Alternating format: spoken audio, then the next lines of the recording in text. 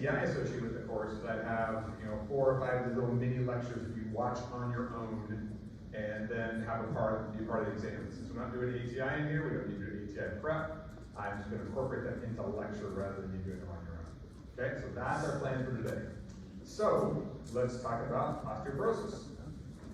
So with osteoporosis, this is something that is an eventuality for a lot of people because of the nature of we're living longer, and especially women have many more years post-menopausal than we've had historically.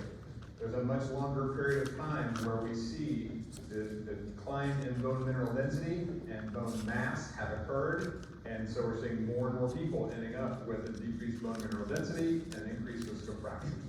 That's really what we're trying to prevent here. We don't really care about bone mineral density, except it's a great indicator for fracture risk, and fractures are what we're trying to avoid. Specifically, in older adults, hip fractures are a big problem. They have a high mortality rate associated with them, a high morbidity rate, so most people don't return back to normal walking afterwards, and a higher risk of death in that population. So that's kind of why this is a big deal. Now, when we're looking at about 44 million men and women have osteoporosis or osteopenia. Osteopenia is a low bone mineral density that just doesn't reach the criteria for osteoporosis, but it's kind of just below that. And the kind of tragic part of this is, of those 44 million people, in fact, now it's probably up to 61, that's an old slide, by 2020, so it tells you it's probably more like 70 million now, is that less than a third of these people have been diagnosed. So 2/3 of people walking around with low bone mineral density or frank osteoporosis are not diagnosed. Therefore, they're not taking any action towards trying to maintain or increase bone mineral density. So again, hip fracture. Hip fracture is something that causes a long period of acute pain. So they fall, they break a hip. The recovery process and the rehab process is very long and tortuous. And you can have acute pain for months following it. And now, as we've talked about with analgesics, the types of medications we have available to manage people for months of this level of pain are pretty limited. And all of them come with some cost associated with them. So that's a big problem. Up to 50% do not get back to their pre-fracture function. So they're going to be having limping or decreased mobility or continued pain after that 1 year. 1/4 of folks with hip fractures will spend some time in a long-term care facility, and a number of people, they never leave. That's the eventuality is they can no longer care for themselves, they can no longer maintain and move around and do things, so they don't have somebody at home that can care for them, they end up staying in long-term care facilities. And up to 1/3, the kind of numbers are a little bit harder to follow here because it's harder to track, but 10 to 35% of patients with a hip fracture die within 1 year of that hip fracture. And that's double the rate of a similarly matched population who don't have a hip fracture. So hip fractures are big deals. When you hear hip fracture, you should cringe quite a bit because of the implications of it. Now, that's not the only kind of fracture people with osteoporosis get. Wrist fractures are very common because if you're falling, you put your hands down to catch yourself. So wrist and arm fractures are very common, but they tend not to have the same kind of mortality associated with them. So when we're looking at the epidemiology, we can see that across the board, look at the osteoporosis numbers on the far right-hand side. So about 20% of white women have osteoporosis. 10% in Latinx population, 5% black women, and 4% in men. So really we're talking about the majority of patients we're going to be diagnosing and managing are going to be women. And primarily this group is going to be postmenopausal, although not entirely. That's certainly the biggest population. We'll talk about why that is in a little bit. So we have 2 main types of bone. We have trabecular bone and cortical bone. And trabecular bone, that's the stuff that's on the kind of the inside. This is your very metabolically active bone. It's constantly turning over and changing and producing things, and it's kind of that inner portion of the bone. It's like this mesh of struts. So like on the inside of that's kind of the middle portion of the bone. Now, it is a really large surface area, and it's very metabolically active. There's a lot going on in that kind of bone. It's the bone that allows us to have flexibility. It's the bone that allows for bones to not be very fragile, but to have some give and take to them. Cortical bone are the layers on the outside, kind of layers that are laid down, and this is primarily calcium. So this is where 80 to 90% of that cortical bone is calcified bone, and it's what provides the strength and structure to a bone. So depending upon the bone, you can have different amounts of cortical versus trabecular bone, where you need to have bending without breaking, a lot of constant pressure, a lot of stresses. You want to have a little more trabecular bone because you want it to be able to bend a little bit and not just be fracturing when you step on it hard or when you land on it hard. So different parts of bone are going to have different makeups of these two types of bone. So we're looking at general bone composition. Again, it's that mineralization. There's a mineral called hydroxyapatite. That's the real strength component to your bone. And then that trabecular bone is primarily this organic matrix. It's got a bunch of protein in it. That's again where the flexibility and elasticity. So having that combination, if it was too rigid, it'd break all the time. Okay? And so you have to have some flexibility. If it's too flexible, it wouldn't be able to support you in a way that has strength and allow you to stay upright. So it's kind of this mixture of these. So we're accumulating bone mass over the first 2 to 3 decades of our life. And so we're continuing to increase our bone mass up until the time of typically late 20s. And so now, just because you've reached your maximum bone length, i.e. you've reached your terminal height, doesn't mean that your bone mineralization has stopped. The bone length is no longer going to get any longer, but you're continuing to add bone mass to that up until you reach that time in the 30s. So we're kind of cooking along, and then we have at that point, we start losing bones. We reach our peak in our late 20s, early 30s, and then after that, we're starting to lose bone mineral density kind of for the rest of our lives. Now, it happens typically at a very slow pace early on, so it's not really a lot of implications. But in women, because of the loss of estrogen following menopause, we have an accelerated period of bone mineral loss. For the 5 to 10 years after menopause, women are going to lose bone mineral density at about 3% per year. So you live, have maybe menopause in 50s, 60s, 70s, 80s, 30 years of really realistic viability, 3% per year. That's a lot of bone mineral density that gets lost over that time period. Now our skeleton is very active. When you think of the skeleton as being sort of this underlying structure that doesn't change, you have a brand new skeleton at least every decade. It's constantly turning over. Even though it's staying the same size, or not really changing in size, the skeleton itself is really completely an active component. We're putting calcium there, we're pulling calcium away, constant bone turnover is taking place. So when we have like little bits of damage, it happens all the time, not a big deal. We repair all these little micro fractures and stresses are constantly being repaired. Just like we're having damage causing bleeding, and we're always kind of repairing those areas constantly, same thing happens with bone. So we have this sort of continuous process, and depending upon whether in that growth or decline phase, this kind of tells us where our bone mineral density is. So this is kind of looking at that graphically up until the time of 30. We're kind of getting that bone growth and bone mineral density, and then continues to lose that. And see the rapid decline that occurs in that decade of menopause for the first decade after menopause, and then kind of flattens back out again. So it doesn't continue at that accelerated pace forever, but we lose a lot of bone mineral density in the decade after menopause. So postmenopausal osteoporosis is the most common kind of osteoporosis, where women end up with a low bone mass, and the microarchitecture of that starts to deteriorate to where we start getting bone fragility, so more likely to break.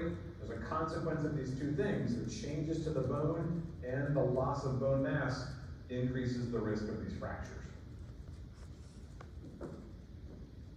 So we talked about that rate of bone loss goes up after menopause. So the rate of bone resorption, or the reabsorbing of bone, pulling the minerals out of bone, accelerates again in that decade following menopause, and goes down quite a bit, 10 to 25% in that decade. Then it flattens back out again. And so there's that period of loss we're really the most concerned about is the time directly following menopause. Now, what can make this bone loss go faster? Well, certainly not having enough of the structure, the building structure of bone. Calcium can be a problem. So we start getting decreased dietary calcium.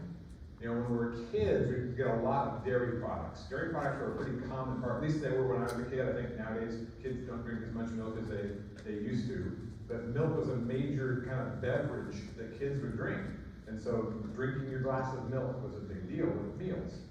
As we get older, we tend to drink less milk, have less dairy, we tend to switch over to other types of fluids, and so decreased dietary calcium becomes a real problem. Cigarette smoking is bad for everything, isn't it? Certainly, it's bad for bone. Cigarette smoking is bad for bone. It causes additional accelerated resorption of bone. And then other medical conditions can play a role, like patients who have hypothyroidism. That can increase the acceleration of that bone mineral loss. Now, we talk about osteoporosis in women a lot more than men because it's a lot more common in women than men. But men are living longer too, and as a result, we are seeing more osteoporosis in men than what we have seen decades before. Now, even with osteoporosis, with that loss of bone mineral density, fractures are less likely in men than women. And one of the big reasons is men start out with more bone mass at their peak. So at the peak level, like at that late 20s, early 30s, same height men versus women, the men will have 20 to 40% more bone mineral density, more mass of bone than a woman would. So you're starting off with more, so as you start to lose that at a relatively same rate, you're going to end up with a higher amount all the way down through this decline. Men don't go through that surge at the end where they sort of have that accelerated loss because they don't go through menopause, so they continue to have a higher bone mineral density. So they tend to have bigger bones, less fracture. Another reason you see less osteoporosis fractures in men is they tend to die younger than women. And so, again, a lot of the problems with bone mineral density come in our later years, and if men have died out at a faster rate, there are not as many alive who have the terminal complications. Yeah? Going back to menopause and osteoporosis for the I'm sorry, I didn't hear the start of that. Sorry, going back to menopause Yeah. and osteoporosis, on your objectives it says role of menopause in the development of osteoporosis. Do you just kind of want us to know that like the decline of estrogen is the main reason why? I just want you to know what I just said and gave for the last 5 minutes is what the reasons are. So I'm not going to encapsulate it into one fact. That's what we've been talking about. Okay. And I know what makes that difference. So you need to put that together rather than me just kind of listing out the details. Okay. Men also tend to have fewer falls. And so as a result of that, falls are one of the major ingredients to fractures. Most people don't just walk around and then have a fracture as a result of a fall. Now, the thing about fractures in men, especially hip fractures, is if a man gets a hip fracture, there's a less likely occurrence of it happening, but if they do, they have a higher likelihood of dying from that hip fracture than women do. So it's not uncommon for an older adult, a man, to get a hip fracture, go into a long-term care facility, not leave, and die within a year. That scenario is actually quite common. What is it about the hip fractures that causes them to die? Is it like the decreased functioning, or does it cause infection, or? A lot of the cause of death associated with hip fractures are the not returning back to mobility. And so all the consequences that come with blood clots, ulcers that become infected, and when we get to those really older ages, there's a friability or fragility there that we can't always explain. It's kind of like when a spouse dies and a year later, the other person dies. Well, did they have a medical? No, there's something about older age where we have a harder time teasing out exactly what resulted in that final outcome, and probably a similar type of thing with fractures. You certainly can see they're less likely to get medical care for other problems. Everything starts to deteriorate from a health perspective because of that fracture. It's not the fracture, it's all the consequences of it tend to be the increased rate of death. So looking at, depression. So again, that's a great point. In that, remember, depression, what is it going to result in? They're not taking their meds anymore, they're not getting their checkups anymore, they're not eating correctly, they're not, lack of exercise, all these kind of things. So sure, that's a big part of it as well. That's a big part of a lot of chronic illness in older adults. So let's see, let's go through the checklist here of the risk factors for hip fractures. Okay, so you can apply this to yourself as well. So let's see, a hip fracture, history of a hip fracture in a first degree relative. So if you had a mother, father, sister, brother, or child have a hip fracture, then you're more likely to get one. And that's kind of just the genetics of bone mineralization and body type. Weight loss and low body weight. So the smaller, the thinner somebody is, the more likely their bone mineral density is lower. Cigarette smoking, okay, we've talked about that. An increased likelihood of falling. So patients who have other disease states where they're unsteady, or as we get older, we lose muscle mass and we're unable to, so we can't catch ourselves and we're starting to fall. Tallness. The taller somebody is, center of gravity. The taller you are, the harder you fall. And so that can be, you see those kids like on the ski slopes that are like whizzing by you going 1,000 miles an hour, they're like that tall, and then they wipe out and it's like a big deal. So then they've only fallen that far, whereas, I go down, it's a week's worth of limping around. So tallness is certainly an issue. High bone turnover, okay, that's not one we can really measure that much. And then advancing age. So how are we gonna find these folks? We said that a whole lot of these people are not diagnosed. How do we diagnose them? We do it through screening. And so the most common form of screening is a DEXA scan. A DEXA scan is essentially looks like an X-ray. It has a low radiation X-ray of their central skeleton. And it does a calculation to determine their bone mass from that. And the places we're really looking at specifically in measuring this are their hip and spine. So there are other forms. You can go into the mall on a health screening and they'll like do your heel, do a heel bone mineral density or a wrist bone mineral density. Those are okay, but they're really just for screening. So the forearm, heel, hands, those things. The DEXA itself is what we use diagnostically because it has a much greater precision and accuracy. So basically, it's sitting in this thing, this little machine's going to move down the length of this patient's body and end up providing us with a picture like this that then gets fed into the computer algorithm that kicks out a number. And that number is going to be comparing that person's bone mineral density to the standard. And the standard is a young adult mean. So looking at trying to figure out their bone mineral density compared to what it would be at the maximum. And what we're doing is we're looking at how far away from this mean bone mineral density value our patient is.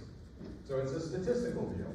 So you have that normal bell curve, right? You've seen that 1,000 times in stats at every place else. You have the bell curve, the distribution, and we have then the standard deviations, or how far away from the mean somebody is. So the big chunk of that curve is plus or minus 1 standard deviation. So that's what's considered normal. Okay, normal bone mineral density is to be within 1 standard deviation of the young adult mean. If we go out a little bit further, out to 2.5 plus or minus, or actually on this side minus on the low side of the standard deviation, that's called osteopenia. So it's low, but it's not yet osteoporosis. They need to be less than 2.5 standard deviations below the mean, or more than 2.5 standard deviations below the mean, to be considered osteoporosis. So it's not like a lab value, like you typically get, oh, that's 12.3 milligrams per deciliter or something. It's looking at how this person compares to the general population and to the average young adult mean. That's how we're going to determine what somebody's status is and whether they meet the diagnostic criteria. So we have kind of 2 processes here, prevention and treatment. And certainly this is one where prevention can really be helpful because we know one thing. Every woman who lives long enough is going to go through menopause. And so we know they're going to reach this period of decreased bone mineral density. So there's a lot we can do in anticipation of that to try and prevent bone mineral loss. So dietary changes are certainly key here. Making sure patients get enough calcium and making sure they get enough vitamin D, which is necessary for the absorption and utilization of that calcium. So vitamin D is an augmentation of the utilization of calcium. So dairy products. So other than, so how many servings of, thinking of 8 ounces or 1 cup of milk or its equivalent being a serving of dairy, how many servings of dairy do you think you get in a day? Put up your fingers, how much milk, cottage cheese, yogurt? Yeah, a lot of zeros. You know, not very good. That's kind of become the relative norm, is dairy product. We replace dairy products. So what do you drink when you sit down to have a meal? What do you drink? In the morning, what do you drink? Water, maybe coffee. When you have lunch, what do you drink? Water, iced tea, soda. So we replaced a lot of our dairy intake with other types of beverages. After dinner, well, don't cook after dinner. Okay. So, how can we tell whether someone's getting enough calcium? Why don't we just do a calcium level, right? Just screen everybody. Do a calcium level from their blood and see what it is. It doesn't work. Calcium levels tell you nothing about dietary intake or total body calcium. And here's why. Calcium has to be controlled within a very narrow window in your bloodstream. It's required for a lot of functions like muscular contraction. So having too little or too much calcium in your blood is a really big deal. So your body works very hard to make sure that it's normal. So if you have low calcium intake, you have bone is being pulled away, calcium is being pulled out of your bone and moved into your blood to keep the blood normal. So you check their blood levels, they're perfectly normal. Meanwhile, their bone calcium is going down quickly. So we can't use that. That doesn't help us. There's really not a great way of testing for stores of calcium. So instead, we just have to make sure we're getting adequate calcium intake to ensure we're getting adequate calcium storage. Now, vitamin D is a big deal. Now, for us, you know, in the South, the need to have additional vitamin D is pretty rare, especially in younger populations, because we get so much sunshine here. So sun-induced conversion of vitamin D to its active form is really common. But if you live way up north, you live where it's cold, you're older, you're living in a long-term care facility, or a lot of older people, you know, have difficulty with body heat, so are wearing longer sleeves and longer pants a lot of times. So not getting enough skin access to the sun is one of the sort of things we need to realize in making sure they're getting enough adequate vitamin D intake. Fatty fish is a good source of vitamin D, but again, that's a hard one to kind of do chronically. But we do have a lot of foods that are fortified. Milk is fortified. Oh, that's right, you don't drink milk, so that doesn't really help. So vitamin D doesn't help us. Orange juice, okay, oftentimes you'll see a lot of products are fortified with vitamin D that are also high in calcium. So orange juice has calcium, and therefore having vitamin D there makes sense to utilize all the calcium that's there. That's why we fortify milk with vitamin D. Is if you're getting the calcium, why not get the vitamin D right along with it to get the best bang for your buck? Caffeine intake. Caffeine's been blamed a lot for osteoporosis, osteopenia, and decreased bone mineralization. And so studies have found there's definitely an association between high caffeine intake and low bone mineral density. But when you look at it closer, it's not the caffeine that's doing it. Caffeine is primarily a marker. It's associated with it, but it's actually a marker for the fact that you're not getting very much milk or dairy. Caffeine's coming from the tea. Caffeine's coming from the sodas. That's what we're drinking, so our caffeine levels are high.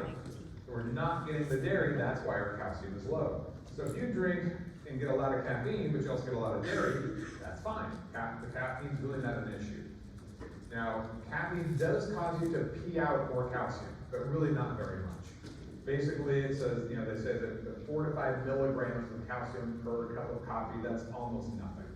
So caffeine isn't the problem.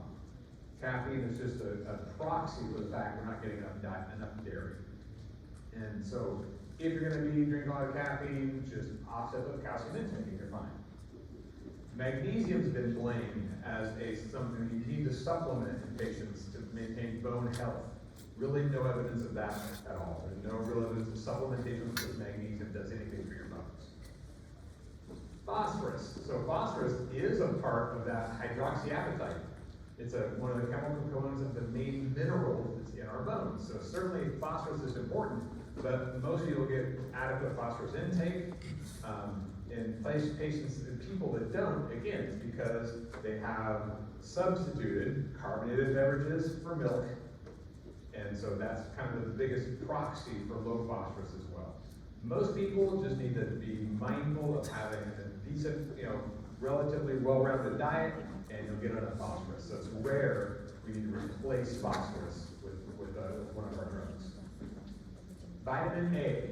Vitamin A, increased amounts of vitamin A promote osteoclast activity. So what's an osteoclast do? Does it build bone or break it down? Okay, so osteoclasts are breaking it down. So increased amounts, are actually bad for us. You get more than a certain amount, you actually decrease bone mineral density. It speeds up bone demineralization. So mega vitamin A diets, they were promoted once as a way to avoid cancer. And what they found was two things. One, they cause cancer, and two, they decrease your bone. So hypervitamin A is not a good diet to go with, or supplementation. Vitamin C. Vitamin C is an important node. It promotes collagen production and increases osteoblast activity. So those are the ones that are building our bone. So if we get higher amounts, we can actually see some increases in bone mineral density. The trouble is, you start taking a whole lot of vitamin C, you end up with a whole lot of diarrhea. So most people really don't like that trade-off very much. So using it as your primary means of building bone, probably not so good. Vitamin K. Low intake is associated with decreased bone mineral density and a higher rate of hip fractures. But unless you're having really kind of weird, strange diets, the likelihood you're not getting that vitamin K is really low. So the bottom line to all this is that a lot of people are promoting a lot of things, saying this is good for your bones. At the end of the day, calcium and vitamin D really are 95% what you should be worried about, and not these other little things that we think, oh, that's the answer. They're probably not. But smoking cessation. So we know smoking is correlated directly with bone loss and with the increased rate of fractures. It does a lot of bad things. In women, smoking brings on early menopause. So now you're having even more time after which you have that post-menopausal bone loss occurring. So that's problematic. It decreases body weight. That we know is a risk factor for fractures. It enhances estrogen metabolism, so you're breaking down estrogen. Estrogen's good for your bone. Breaking down estrogen, that just speeds the deterioration. It does a whole bunch of things. So basically, bottom line is, smoking is a really big issue we don't pay attention to when it comes to bone. Think about, lung cancer. Lung cancer is kind of the lowest level concern. COPD, osteoporosis, other metabolic consequences have a far greater impact on morbidity and mortality than lung cancer does in smokers. Another part of the equation that is very important is using the bones, exercise.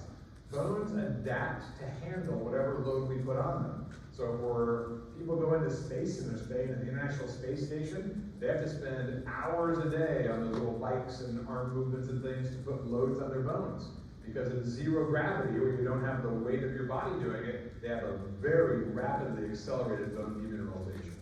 And so that's one thing they learned early on in the space program. People would come back after these extended stays, and we do this, and then when they got back on Earth, they'd suffer a very high rate of vertebral fractures because they just they had no exercise doing it. They didn't know they needed it. And when they returned, their bones had deteriorated dramatically. So we know exercise, weight-bearing exercise is very important. In order to get the full benefit, you have to keep doing it. Okay, it can't be, I'm going to work out for a month, build my bones up, and then just forget after that. It's a continual process.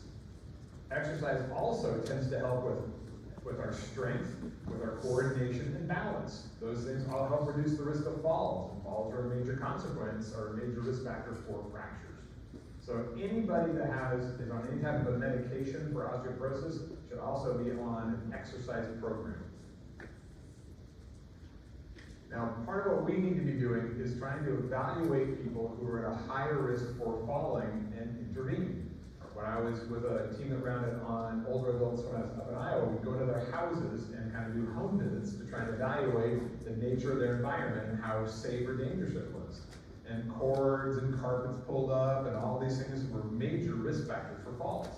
So we know that exercise can help. That in people that are unsteady, having canes or walkers or bars in the bathroom for these ambulation assisted devices can be very important. Vision assessment. Sometimes people trip on things because they can't see them. As we get older, we kind of forget about, since they're not driving as much, we may not focus on vision nearly as much. Modifying the living environment to keep falls less likely. Again, stairs and steps up and down and no ramps, those types of things. But also for us, drugs. A lot of medications can cause people to have changes in blood pressure or dizziness, and those things can result in falls as well. So kind of a full comprehensive review of fall risk. So now we've tried to prevent bone loss through vitamin D and calcium in the environment. Now let's look at what we can do to try and prevent, specifically with our drug therapy, anti-resorptive. So resorption is what we're trying to fight. Resorption is the loss of bone by reabsorbing that bone. We're trying to prevent that. Our drugs don't build bone. Our drugs prevent bone loss. So using calcium as a therapeutic agent, not just looking at dietary calcium, but using calcium supplementation is a big part of osteoporosis and osteopenia prevention and treatment. So most of the studies that are good ones have shown that calcium administration by itself doesn't have an effect on falls, fractures, or osteoporosis. And the main reason is, and I'm going to use my wife since she's not here, we'll let her go to this tape, but hopefully none of you will ever talk to her or see her. I'll use her as my example, okay? So she is thin, she is white, and she is now postmenopausal. So she's all the risk factors. In her family, she has, her grandmothers are both very small women, they both had, the same kind of body build. So she was concerned about this up front, and her physician said, hey, you need to be on calcium, so she was a big time on board, got the big calcium thing, used it for about 3 or 4 months, and just stopped. And it's not because she stopped because it was like, something's wrong with it, I don't like it. It's one of those things where an asymptomatic disease state is hard to keep up with adherence. It's hard to keep in the habit of doing something when you don't feel the direct benefit each day. And so that's what they've shown. Non-compliance with calcium supplementation was a major factor that showed the decrease from the efficacy of prescribing calcium. So we need to make sure we're reminding people, they're using pill boxes, they're doing something to keep kind of accountable for the utilization of calcium. Even when used just by itself, calcium supplementation may slow down some bone loss, but what really helps is the combination. Calcium plus vitamin D to absorb and use more of that calcium, and exercise. Those 3 things together not only showed to prevent bone loss, but showed an increase in bone mineral density. And that's really what we're looking for. Building bone requires exercise as a part of the component of the treatment. Yeah? I know you said that first generation relative has a higher, is there a specific side, like for females, like is the mom side, how does it feel like a higher percentage of people? It's both equal, it's because I guess I'm thinking about this. I don't know the answer to that, I think about that, whether it really does matter whether it's maternal or paternal side. So I don't know. I'm not sure, I have to think about that a little more. All right, so let's look at how we're going to give people calcium. We have a few options. These are over-the-counter things, so we can be useful in helping people to sort through all those bottles that are on the shelf. The most common form of calcium supplement is calcium carbonate. Where are we talking about calcium carbonate for? It's an antacid, okay? So calcium carbonate is an antacid. We talked about how it's really not a very good antacid, right? There are a lot of problems with it, but it's a good calcium supplement. So in fact, when you look at advertisements for calcium carbonate, it's mainly as a calcium replacement or supplement and not as an antacid. Many of the products will have vitamin D added right into them, so we can get more utilization. Now we're looking at calcium, we have to look at how much elemental calcium itself, not the calcium salt form. So for every 100 milligrams of calcium carbonate, we're getting 40 milligrams of calcium. And different salt forms of calcium will have different amounts of elemental calcium. So this is just under half of the dose is actual elemental calcium. This is our drug of choice for calcium supplement because it has a lot of calcium in it and it's also really cheap. It's not something where a cheap version of it is less likely to work compared to some other types of over-the-counter things and herbal supplements and the like. cheaper the better. It's really a very easy, it's not something that's hard to formulate. Now, we have to be careful because if we give really big doses all at once, our body can't use it all at once. So the maximum single dose is 600 milligrams of elemental calcium, not of calcium carbonate. That's why we need to know that elemental calcium, because they're giving big doses, more than 600 milligrams, they won't really absorb anything beyond that. So it's just basically giving it for nothing. We want them to take their calcium carbonate with food. And that's an important thing with calcium carbonate. They've got to take it with food because it requires gastric acid to convert calcium carbonate into absorbable calcium. So if they're not taking it with food, they're taking it on an empty stomach, they don't have that acid there, and they're not going to absorb as much of the drug. That's one of the big downsides to calcium carbonate. Anything that makes us have an additional step we have to do to utilize it becomes a problem. And with food is one of those issues. Another form is calcium citrate.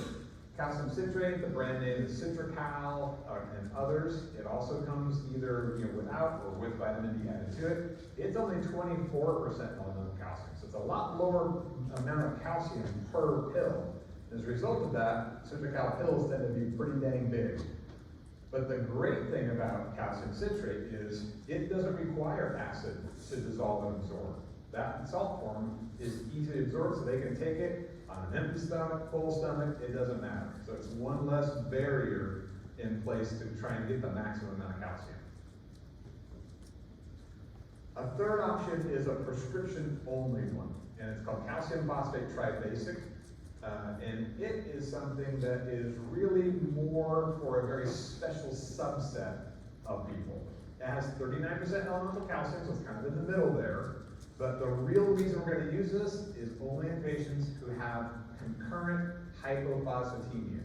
It has that phosphate in it. And most of us, again, don't need that.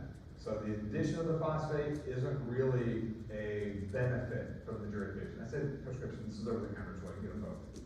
So patients sometimes will see, oh, this has more stuff in it. I think that's a good thing. Most people don't need the phosphate. It's not a problem in most people, but it's certainly a lot more expensive than just calcium carbonate or calcium citrate. Now, if we're going to take this calcium, we want to make sure we're getting the most action out of that, and that's where vitamin D comes in. Vitamin D is responsible for helping us to maintain calcium balance or calcium homeostasis. And there's been a lot of discussion about what the right dose of vitamin D is. And a few years back, there was a big push to use these really big doses of vitamin D, saying this was a good thing. What they found out eventually was it was a bad thing. So we've really backed down now to more of the recommended daily allowance rather than thinking more vitamin D is better. So the big thing is to be looking for people first who are at the highest risk for having low vitamin D. So patients that are not getting adequate food intake or have poor diets, so malnourished people may not be getting vitamin D. Northerners, again, they live up north, it's cold a lot, they don't have as much sun, they're wearing longer sleeves and pants, their skin's not as exposed to the sun as much, they are more likely to need vitamin D supplementation. Older adults, again, spend more time inside, spend more time, they don't typically go out and put the lawn chair out and lay in the sun kind of mode and soak up some sun, so they need to be screened a little bit more. And then patients in long-term care facilities, because again, they just don't get a lot of time outside. So we have some choices here. So we have cholecalciferol, which is our over-the-counter agent, and then 3 different prescription drugs. So vitamin D3, that's cholecalciferol. This is really what we recommend people take. This is our preferred supplement of vitamin D. It's available over the counter, so it doesn't require a prescription, it's cheaper as a result. And this is really what your body makes when you expose your skin to sunlight. Now, it does need to be activated. That's kind of a big thing that other drugs will say, oh, you don't want to take that because it requires activation. Why don't you use the active form and be sure you're getting it? It's kind of crazy because getting vitamin D3 into the form that's active is almost automatic, okay? It's activated by the kidney or the liver, but it doesn't take a whole lot of kidney and liver action to do it. So the concept that you're taking this and it's not going to get converted into the active form is really it's just wrong. So it's a marketing tool used by other manufactured or forms of vitamin D, it's not an issue. We want people to take it every day, okay, because again, we need to have that vitamin D level elevated during the times that we're consuming calcium to get the most absorption. And again, this is our preferred supplement. Now you can get something called calcitriol. Calcitriol is called activated vitamin D. So it doesn't need the kidneys or the liver to be able to activate it. And in some patients, very small numbers of patients who have difficulty because of organ function activating vitamin D, this is what we use. It's only prescription, and it's a whole lot more expensive. So for people that have relatively normal-ish liver and or kidney, they don't need calcitriol. Then we have vitamin D2. Vitamin D2 is ergocalciferol and doxorcalciferol. These are derived from a whole different source of calcium. They come from fungus. And it's a prescription-only product, and it still needs to be activated. The only advantage to ergocalciferol is it's a once-a-week product. So it's not an everyday thing. Some patients where adherence is an issue, or daily access, or they're having a home health care person come out to help with medications, and they only come out once a week. That type of a mode, it makes sense. Beyond that, there's really no need to go to these more exotic forms of vitamin D. Now, the most common drug you're going to see used to prescription drugs to actively treat or prevent osteoporosis and treat low bone mineral density are the bisphosphonates. And this is alendronate, isidronate, and ivandronate. So what these drugs do is they mimic the action of your body's substance called pyrophosphate. What happens is they bind to that mineral in your bone, hydroxyapatite, that's the main mineral in bone, and they inhibit osteoclasts from being able to bind to your bone. So if I can keep the things that break my bone down from getting access to bone, that's what's going to happen. I'm going to prevent osteoclast activity, prevent resorption of the bone, maintain bone mineral density. So I'm shifting the balance. These drugs are notoriously horribly absorbed. When we do the perfect administration of them, we're going to absorb about 1 to 5% of the dose that we swallow. So very small amounts. And because of that, we have to be really careful to administer them very specifically this way. 1, they need to be taken with at least 4 ounces, so that's half a cup. So at least that much, not just a swallow of water, but at least half a cup of plain tap water. Not coffee, not soda, not milk, not any mineral water, plain tap water. If we drink it with anything else, that 1 to 5% goes down to nothing. That's how finicky these things are. It needs to be taken the first thing in the morning, and at least 30 minutes before any other thing goes in their mouth. Any food, medication, dietary supplements, anything like that. So it's got to be something that's taken with just water and nothing else for 30 more minutes. Now, because this is kind of a hassle factor, there are, and this is a very long-acting drug, it's a very long duration of action. Once it binds to the bone, it stays bound for a long time. We have weekly and now even monthly dosage forms.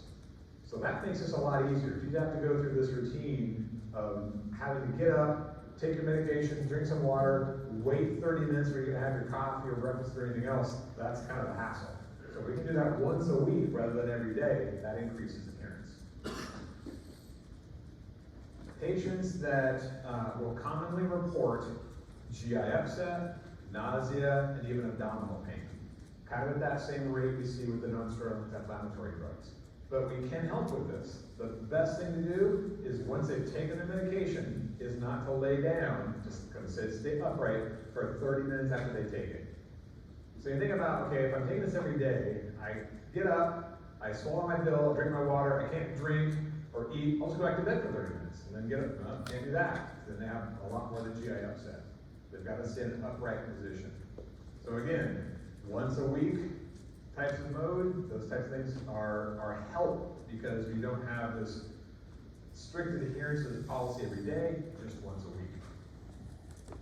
So you don't need to know the doses, but I want you to see here is that we have options. We have daily pills we can take. We have weekly pills we can take. With rosiduronate, there's actually a monthly pill that we can take. So doing it once a month rather than once a week or once a day. There is an injectable version for people who can't take oral medications. The Advanronate comes as a 3 milligram injection. It only has to happen every 3 months. So we have options here in patients that have difficulty or can't take medications, or we can have different routines, daily, weekly, or monthly. The next set of drugs are Prolia and Xgeva. These are a monoclonal antibody, tisotumab.